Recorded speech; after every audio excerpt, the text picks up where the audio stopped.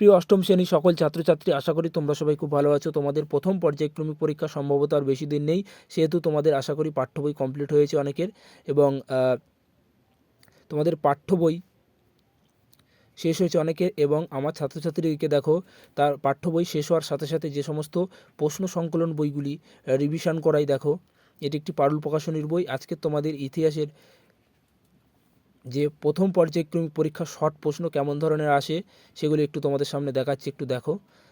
উত্তরগুলিও করে দেওয়া আছে।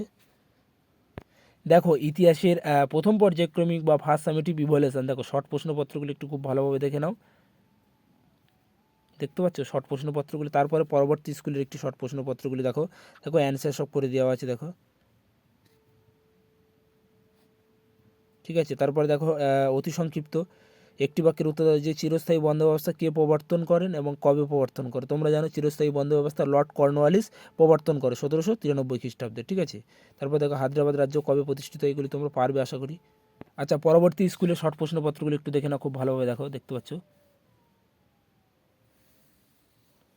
ঠিক আছে। কত খ্রিস্টাব্দে ঔরঙ্গজেব মারা যান, এগুলি তোমরা আশা করি পারবে, খুব সহজ কোশ্চেন।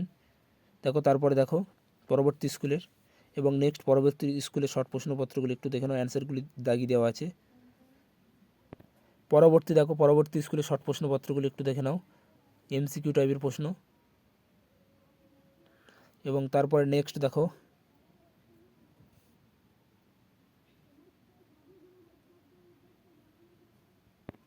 পরবর্তী স্কুলের দেখো শর্ট প্রশ্নপত্রগুলি, দেখতে পাচ্ছ শর্ট প্রশ্নের অ্যান্সারগুলি করে দেওয়া আছে, জাস্ট দেখো তোমরা কেমন ধরনের প্রশ্নপত্র পরীক্ষা হয় প্রথম পর্যায়ক্রমিক পরীক্ষায়।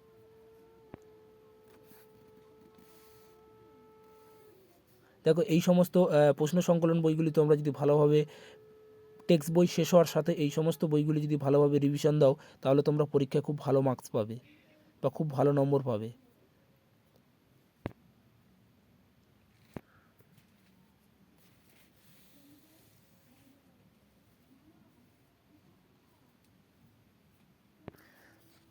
দেখো এখানে একটি প্রশ্ন আছে যে ফোর্ট উইলিয়াম কলেজ কে প্রতিষ্ঠান করেন, ঠিক আছে, উইলিয়াম জোন্স, তোমরা জানো, খুব সহজ কোশ্চেন। তারপরে বাংলা নদীপথ কে জরিপ করেছিলেন, জেমস রেল্যান্ড।